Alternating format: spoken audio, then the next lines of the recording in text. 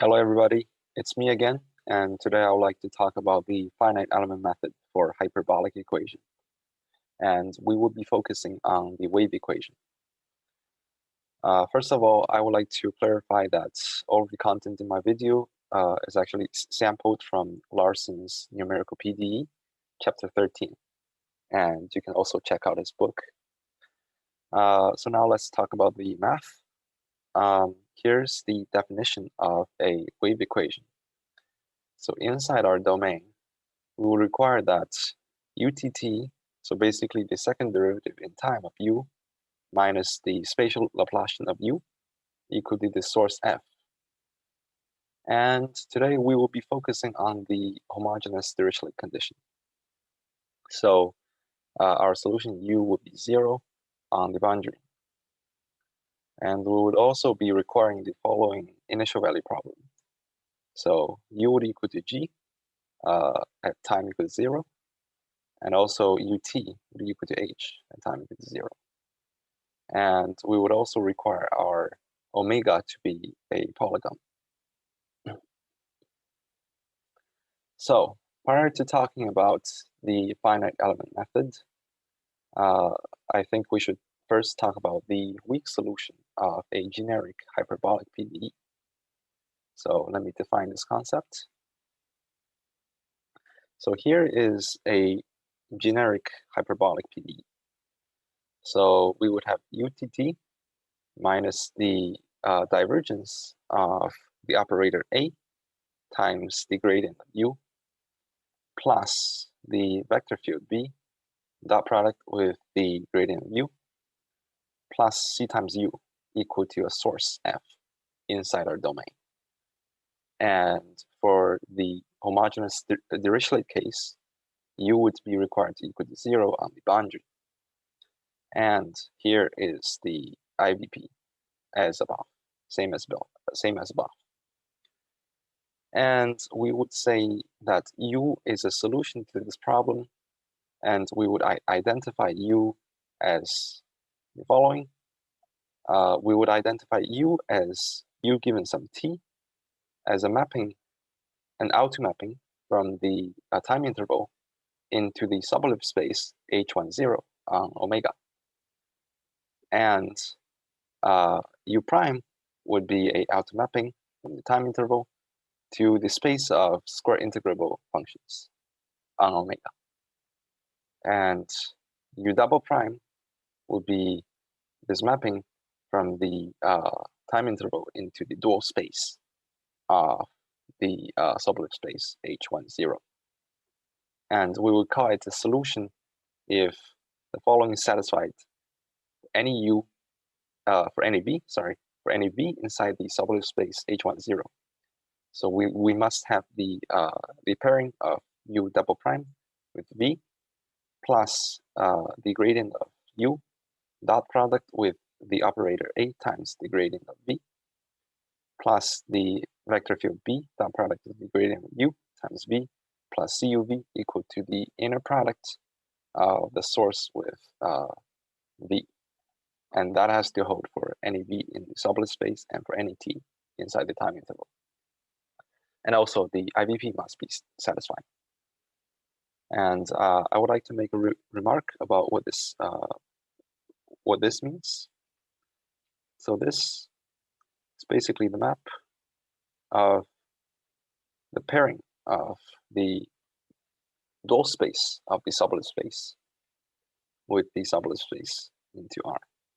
So this is basically the same thing as the inner product. It's just that I'm using a different notation here. So we're emphasizing on that the first variable is from the dual space. But we all know that there's like a natural bijection between the dual space and the Hilbert space itself. So there's not much of a difference. All right, so with that defined, let's now talk about the semidiscrete finite element method. So before going to the semidiscrete analog, we will first need to have a triangulation of our domain omega. And then we would define the functions phi j's of j going from 1 to m as the continuous piecewise linear functions. And we would have a subspace sh being the span of these phi j's inside h1, 0. So now let me just give an example of triangulation on R, the interval 0, 1. So if this is our interval 0, 1, a triangulation of 0, 1 would basically be a partition with like meshes here. And then the phi j's will be just the hat functions. So say this is phi 1, this is phi 2, this is like phi 5, phi 6. And you can see this; these are continuous and they're piecewise linear.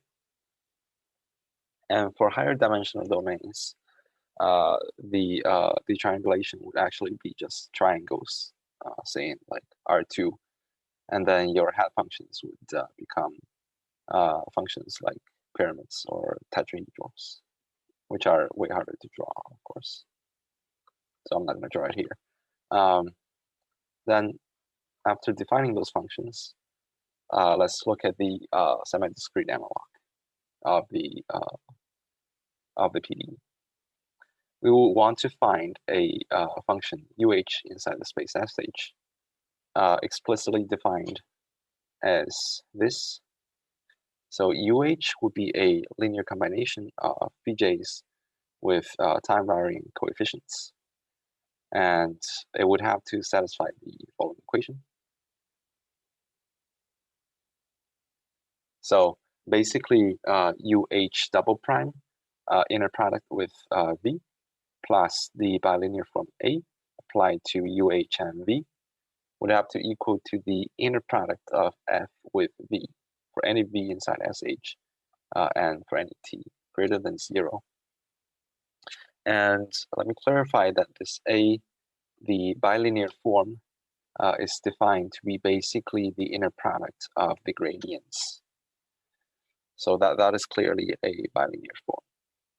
And also our UH has to satisfy the IVP with UH0 equal to GH and UH prime. So UHT equal to HH.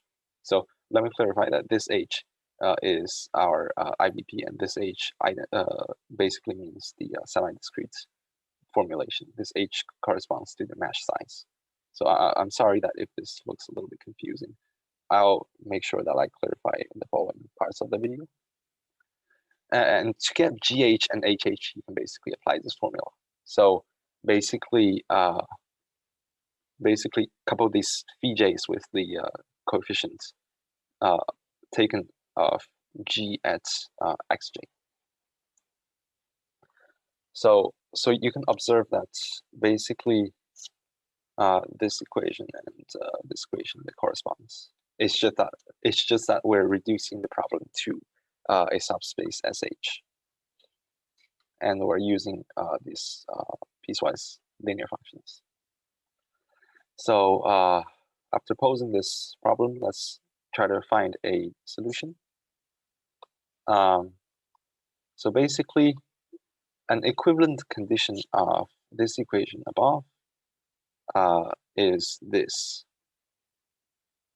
Right, so why are they the same, right? You can see like this implies this, like basically by taking this V as the phi's.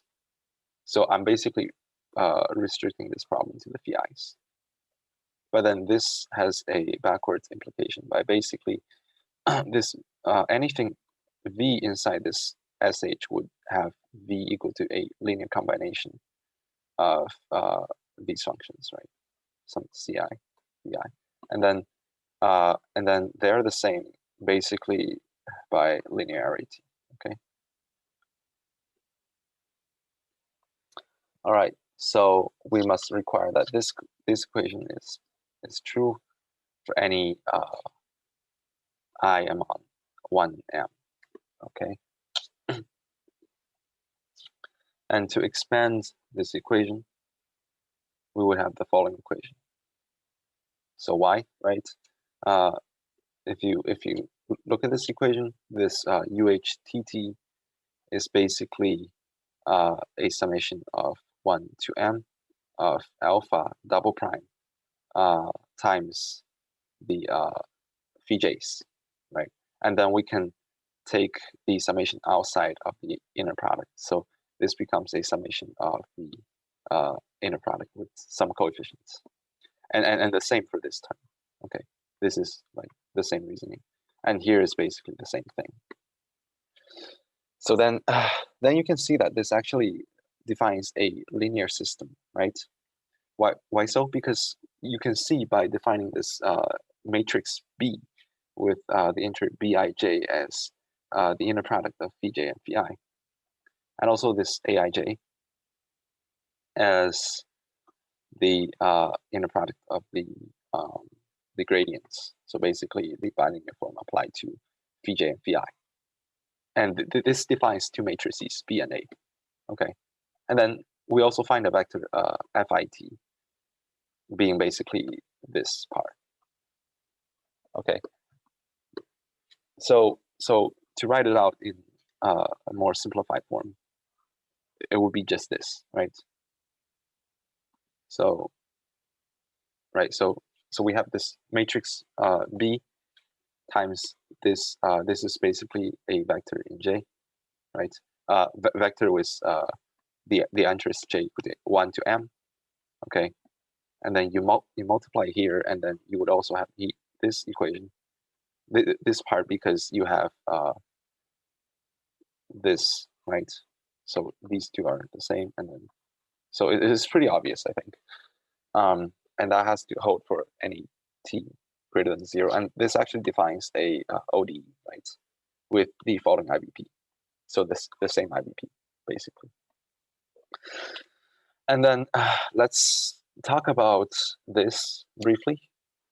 The existence and uniqueness of this ODE would be given by the Duhamel formula for ODE. And later on, we can also talk about like fully discrete finite element methods by discretizing the time intervals.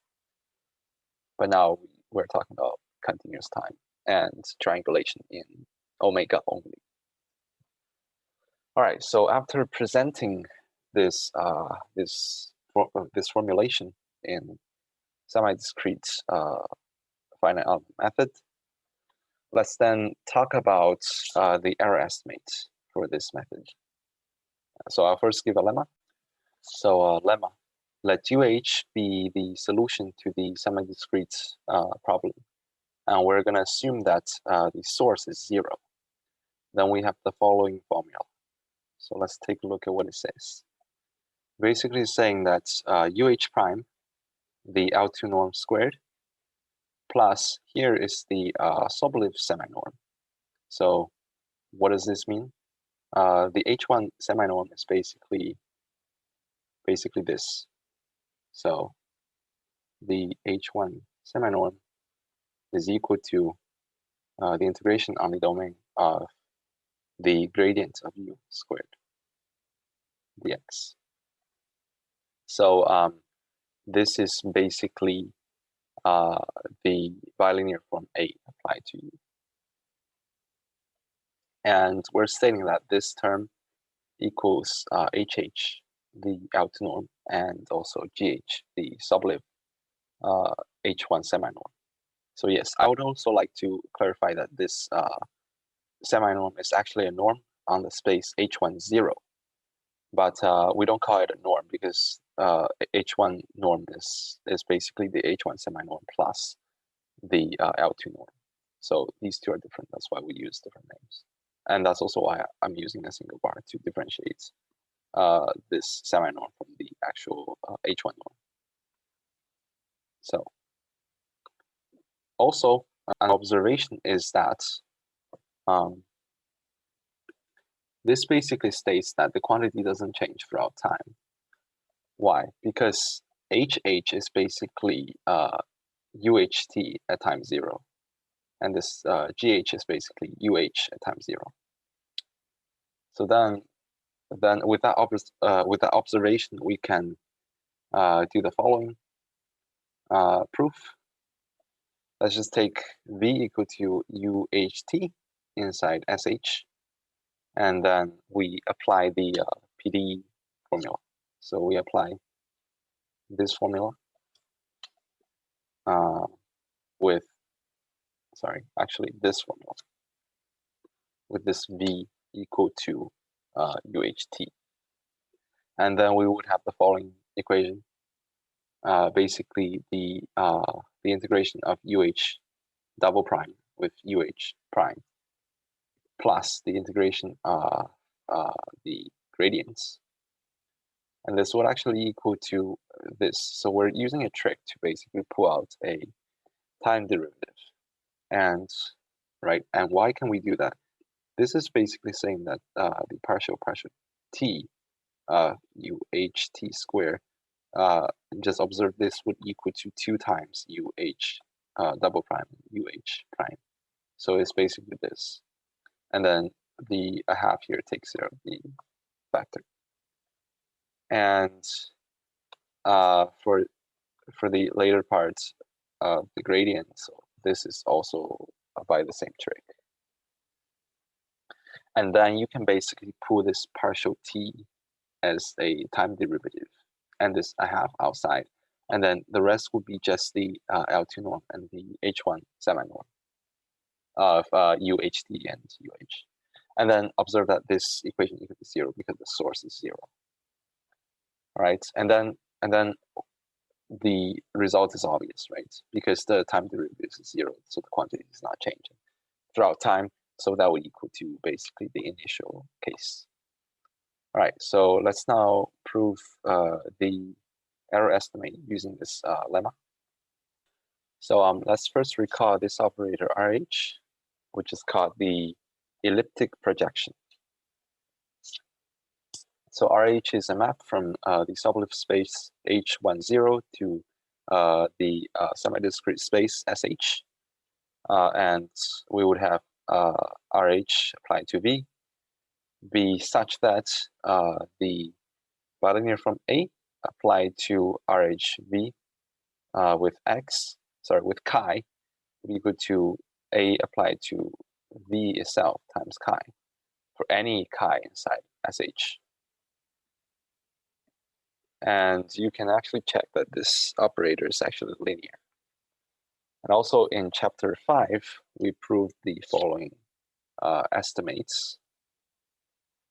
Basically, the projection of U, and U has a difference in L2 plus H times the sublift H1 semi-norm of their difference is bounded from above by some constant C times H squared, which is the mesh size squared, times the H2 sublift norm of U. And you can also change this to H1, but with the compromise of only having power H of power 1 instead of H of power 2 here. And that's proven in Larson chapter 5. So you can check that out. It's a pretty involved proof. And so let's talk about the theorem, which is basically a error estimation. So suppose that U is our weak solution and UH is our semi-discrete solution. Then we will have the following conditions.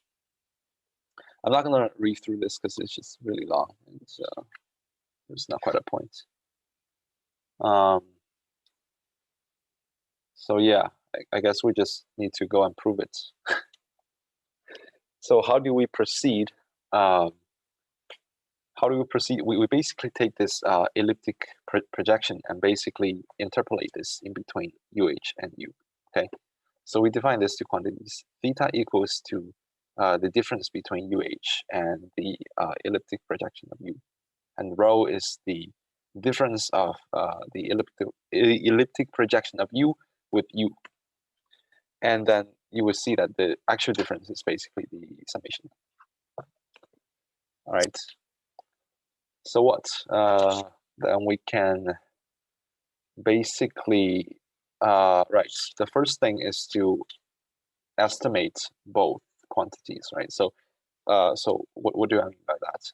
Because if you wanna, because if you look at this, right, all of the quantities we want to estimate is the difference of UH and U, maybe with one time derivative or no time derivative, right? And we estimate it in different norms. So how do we proceed in general, right? We do this by basically saying that UH minus U, the norm, and any kind of norm, okay, it's going to be less than equal to the norm of theta plus the norm of rho, with like whatever norm here is, okay. This is basically the triangle inequality, right? So if we can bond both of these, this quantity would also be bonded. So that's the idea, right? And so how do we proceed? We first try to estimate this theta. So how to do this? We use this condition again, right? So we apply the PDE formula again. Okay, here. So we basically derive like this whole thing. What does it mean? Basically, take this chi from the space SH, and this is basically our PDE, right? And that would equal to expanding this theta double prime would give you UH double prime, and also minus this the elliptic projection double prime. So that would actually just distribute because the inner product is linear. Right, then what do we do, right? We observe that once you have this term and this term, which these two terms are what's composed this, right? And the second term and the fourth term would equal to this. But then we would basically distribute them again and basically bind these two terms together, and you would observe that this is actually the PD to the weak solution, right? So that would equal to F times chi, the inner product, right? So here, and then you just put this down, and then these as well, right? Because why? Because of why do they equal, right? Because the definition, right? So by definition, they would equal. Okay.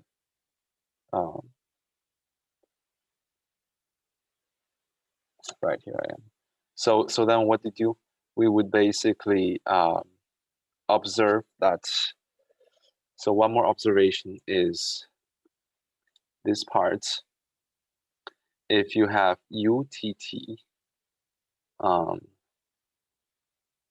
chi, then minus this AU chi, this would equal to the inner product of F and chi, right? So this term, which is this term, would equal to these two terms, right?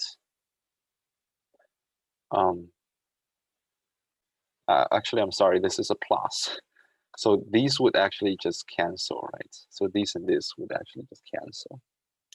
And then that would leave you with this term and this term, right? And that's how we get this term here. So yeah, it's just algebraic manipulations. It might be a little bit confusing, but it's actually pretty straightforward if you think about it. So right. So what? So this equation, which is this equation, this would actually equal to the negative inner product rho double prime with chi. Why? Because this is actually rho double prime. Okay, because rho is this, right? And then you take twice the derivative. So that is why. Then what we can do is that we start estimating, right? And how do we do that? We apply the lemma we have previously. So now we would actually take chi to be theta t, so theta prime, and that would equal to UH prime minus RH U prime, right? And then what would that equal? So basically applying this would give us this, right? So the same trick as in the lemma. And that would basically equal to this, right? And this is bounded from above with this. So this inequality is by the Holder inequality. And so then we have that this norm, the addition of these two norms, this is bounded from above by the initial value plus the integration. Why? Because this is the initial value and this is the time derivative, right? Which is proven here. I mean, the time derivative is bounded by this. So this must be bounded. And then what do? We would then take the maximum here. And that's allowed. So there will be an inequality, right? Because everything in here is taken by the absolute value. So you can bound this by the maximum of theta t in the L2 norm in the interval 0t. And then what do? We basically change this term again. So these terms are all not changing, okay? So this part is the only one that's changing. So what is happening here, right? This is basically saying you're basically changing a times b is less than equal to, actually it's 2a times b is less than equal to a squared plus b squared, right? If you check, this is actually the case. This, if you time 2 in front of both of these equations, then this max would be this b squared, and then the 4 times of this quantity would be your a squared, right? So this is basically by this simple inequality, such that you can go in between these two. And then what do? You can observe that this is less than equal to this, right? And then you can see that these two terms are technically pretty much similar. And then what you do is that you subtract this to the left side, and then you would have a half of the maximum of this theta t in the L2 norm is less than equal to this equation. And then we plug that in again to this equation, right? So we replace this by this equation itself, right? Then you would get this following thing. It might be a little bit confusing, but it's actually not too bad. So this is still the left-hand side, and then we just have this equation plus itself again. Okay, so there's a 2 here. And then let's recall this theorem, the Frederick inequality. If your domain is bounded, and then if we're talking about the sublet space H10, then you can find a constant C such that the L2 norm of the function u is actually bounded by C times the H1 Sobolev semi-norm. Okay, so also the C times the L2 norm of the gradients. So why do we need this? I needed this in order to bound this quantity by this quantity, right? So this implies this immediately. Why? Because these two terms are not changing. And this is bounded by this times this, right? This is basically what this is saying, right? This is this. And then this gradient here is basically the H1 semi-norm. So then what do? I would also use the estimation given here to now estimate the norm of rho. Why do I need to do that way? Because here has rho, and then we also need to estimate rho because what I said earlier, because this UH minus U norm is estimated by the norm of theta plus the norm of rho. Okay, so that's why we need an estimation, and then we just apply this this equation again. Okay, and then we would get this term.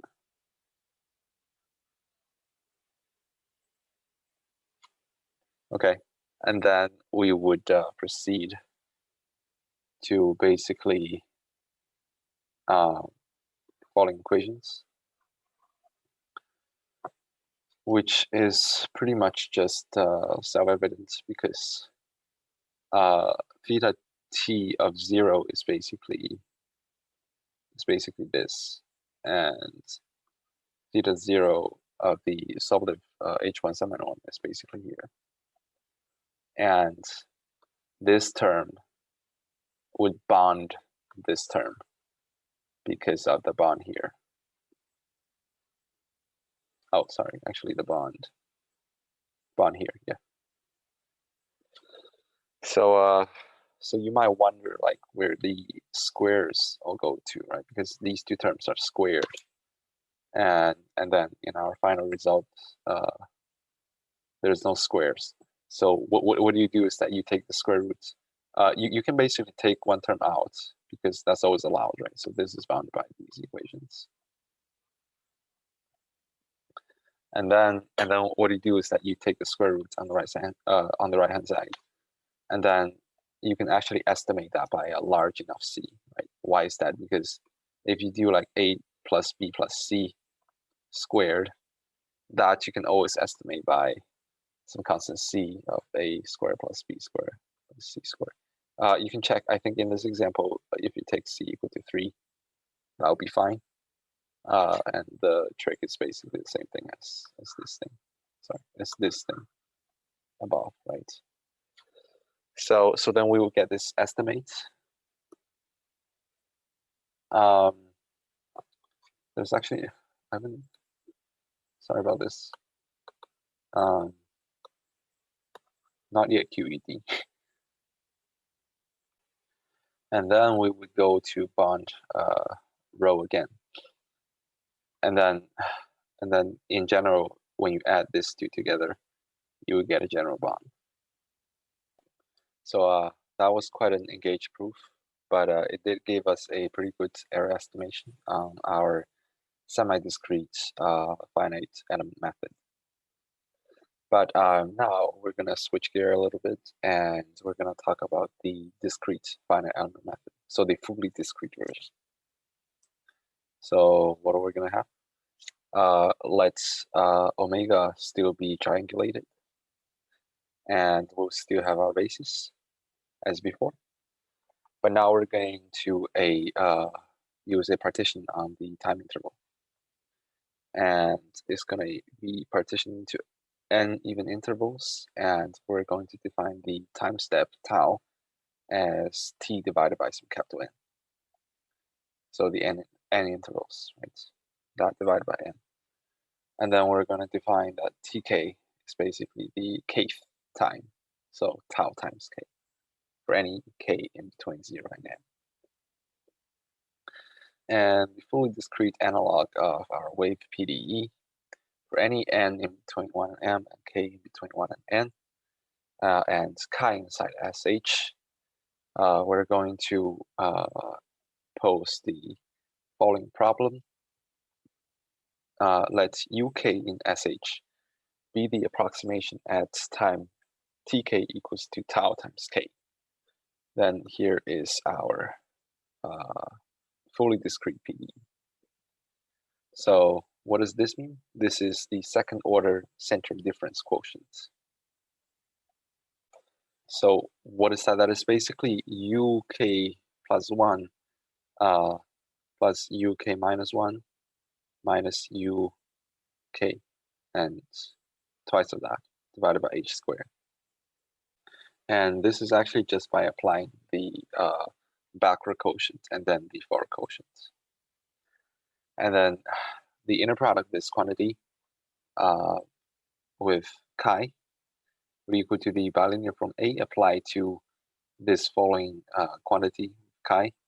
So I think what this mean here is basically kind of a normalized version across time. I'm not quite sure why this has to be the case. Maybe it makes the solution better. Not quite sure, but that's the definition. And the right-hand side is still as before. And then we will make the following definition that uk plus a half is basically the average of uk and uk plus 1.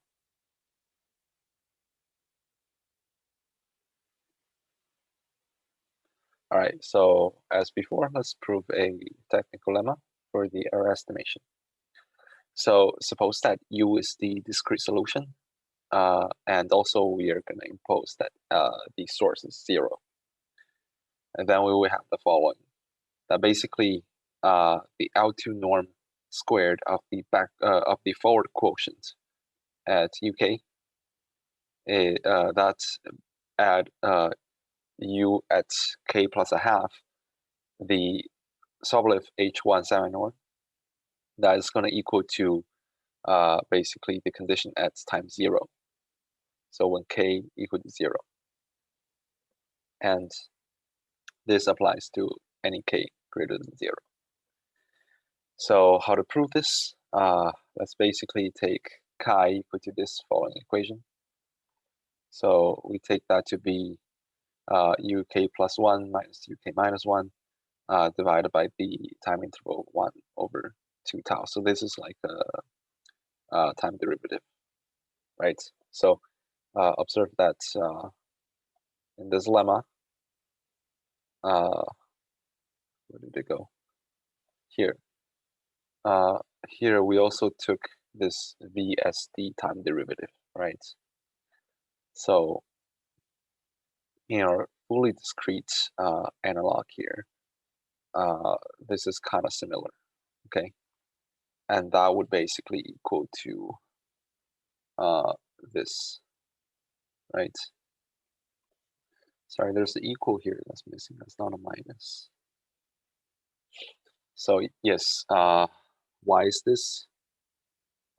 Because here this forward quotient plus the so the forward quotient at k plus the forward quotient at k minus 1, that is actually going to equal to this, right? Because the forward quotient is uk plus 1 minus uk divided by the time interval tau. And same here. That's why this this step works out. And here is pretty much the same reasoning. Okay, you just plug in this equation, and then you'll get this. All right, and then so let's apply this formula. And what would this give? This will give this. So this, if we expand it, that would be basically this 1 over 2 tau. So right, where does this tau came from? It's basically, this is basically the forward quotient of the backward quotient expanded, okay? And here is basically plugging this in. And that's gonna equal to this. Why is this? You can basically think of this like, this is almost like the idea of a minus b times a plus b is gonna equal to a squared minus b squared. I mean, the idea is the same, okay? It's not quite the same. But this is basically like the backward quotient, right? So the backward quotient of this forward quotient. And then we're going to show that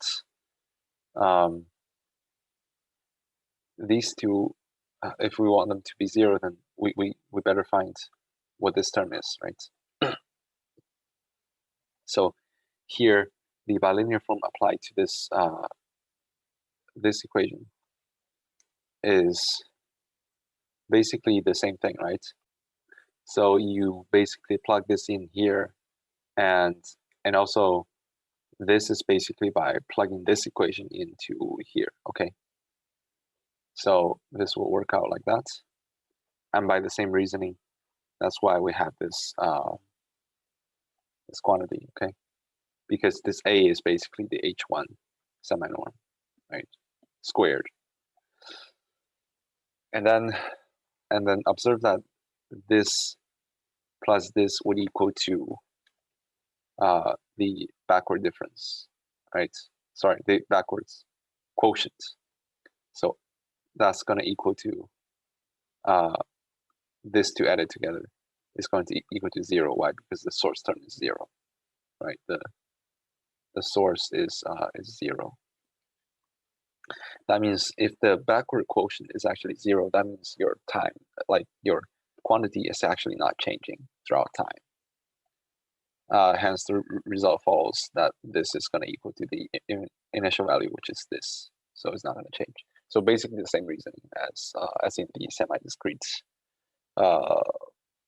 analog of the problem. And then we will have a following theorem, which is also a error estimate.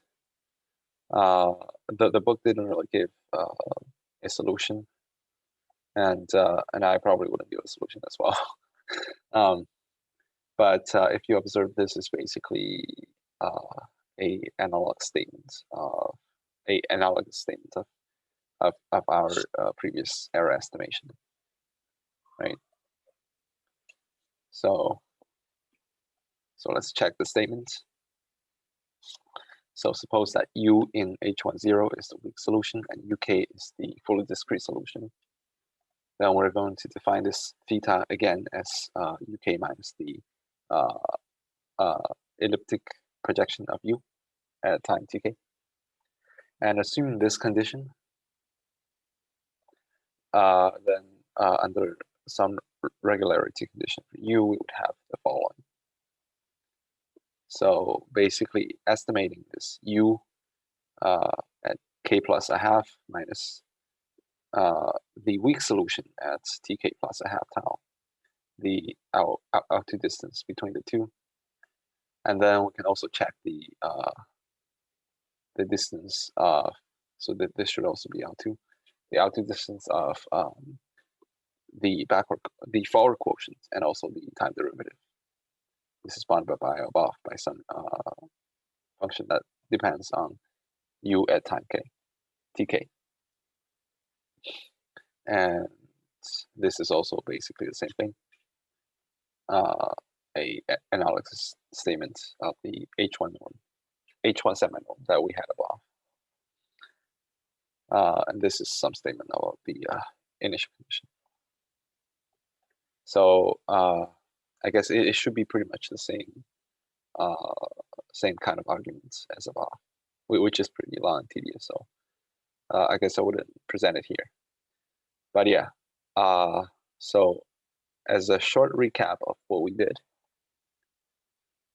today we talked about the most basic thing is basically the definition of wave BDE, and then we talked about what it meant for a generic PDE equation to have, a generic hyperbolic PDE to have a weak solution. And then we limited our scope to the semi-discrete finite element method. And then we talked about using this ODE to solve the semi-discrete finite element method. And then we gave a lemma and a theorem on the error estimate of our semi-discrete equation of the problem. And then we presented the statement of the discrete finite element method. and we proved a technical lemma and also stated a theorem on the error estimate. So I think in general, there's still a lot to explore, and a very rigorous statement of this kind of problem is actually pretty hard and will take quite a long time to study.